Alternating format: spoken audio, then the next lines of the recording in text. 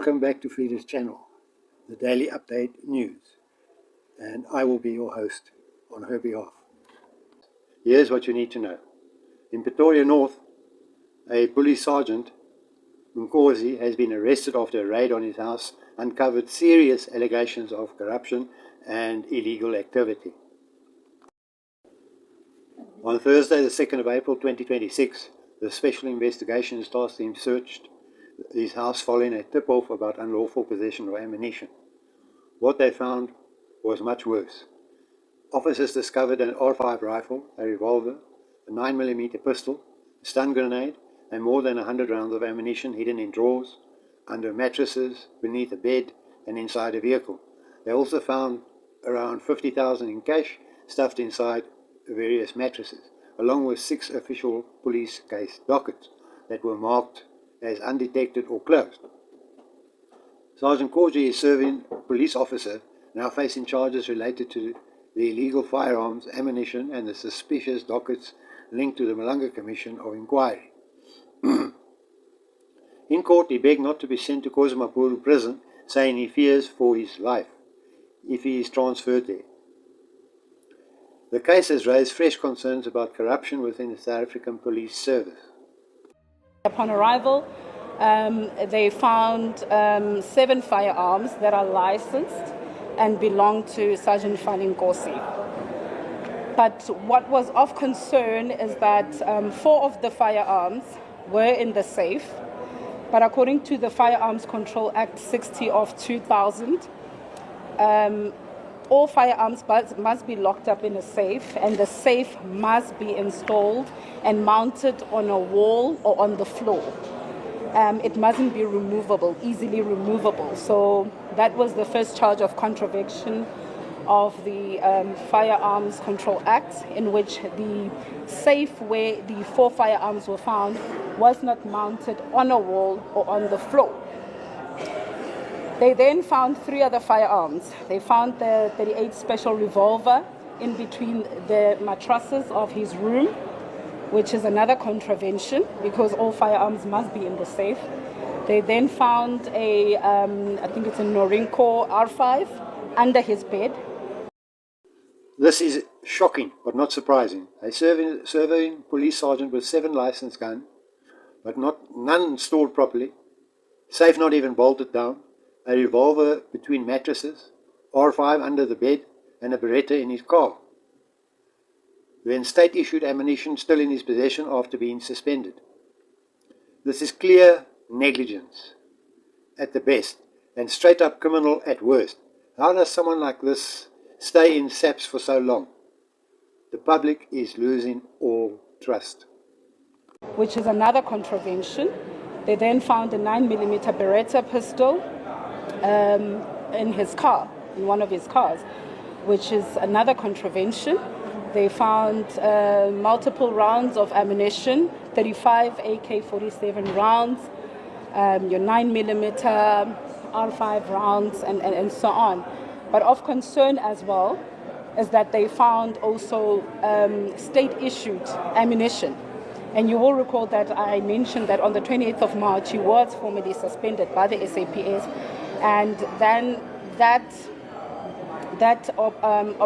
he had an obligation to hand over all state property, and him being in possession of then state property, state ammunition, then it amounts to obstructing the course of justice, defeating the ends of justice, and theft as well, because he shouldn't be in possession of state property if he is on suspension.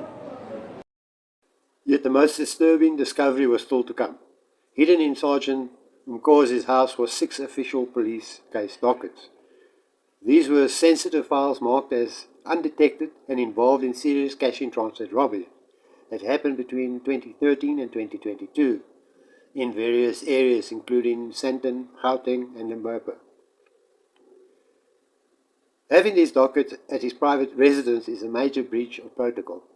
Once a case is closed as undetected, the files are supposed to be kept in a secure central storage facility, not in any officer's house.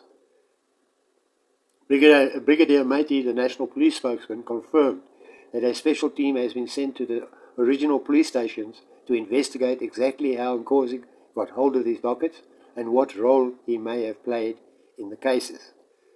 This has raised serious questions about the possible corruption and interference with cash-in-transit robbery investigations. Further investigation, they then proceed to the Wendy Wood, which is at the back of his house, where they then find 6 dockets. They find 6 dockets, 5 of them original dockets, 1 copy. And the 6 dockets, it's CIT robberies, 1 that happened in Roodepoort, 1 in Musina, Limpopo, 2 other car hijacking cases. So most of the dockets, all of them actually, it pertains to serious and violent crime. And then upon further investigation, what we found is that all these 6 dockets, when you look at the system, they are closed as undetected. So through investigation, when you close a docket as undetected, it means you cannot find any links, there's no new information, and the case is then closed as undetected, it is archived. So when when a docket is archived, it is not allowed to be in a possession of an investigating officer. So it should be in a storage facility at that particular police station. So our team now has been deployed to the various police stations where these dockets were registered, just to ascertain how he got a hold of these dockets, what are they doing, what are these dockets doing in his possession, and what role he played, and so on, because a number of them, like I said, it's cash in transit robbery dockets, 1 in Musina, Limpopo, another one in Roodepoort, and so on. We also found in his possession a large number of, substantial amount of money, which he couldn't account for. But our team is continuing with investigations as to where does this money come from and why was it not in the bank. This just keeps getting worse. 6 official case dockets for cash in transit robberies and hijackings, all closed as undetected, found hidden at a suspended detective's house, not in the police station archive where they belong, but at his private property. He was suspended on the 28th of March, but still had SAPS dockets and state ammunition. Really? This screams of interference with investigations. How many of these undetected cases were deliberately closed to protect criminals? The public deserves answers. Of a ballistic report of a cash in transit robbery that happened in Limpopo. So all these are under investigation to ascertain, because you all know that, you're all aware that he is a detective. It's nothing strange if he's in possession of dockets, but it should be dockets that he is assigned to, that he is mandated to investigate. But given that he is on suspension, then he shouldn't be in possession of any SAPS property. He was supposed to have handed in all these dockets. So that is quite a red flag as to why he would be in possession of SAPS property, which includes those dockets. And I think the question also arose in court to say, why were these dockets seized during the first raid when the defense stated that those dockets were there? Remember, on the 8th of October, he was still at work. He is a detective. So those particular dockets were in the state vehicle.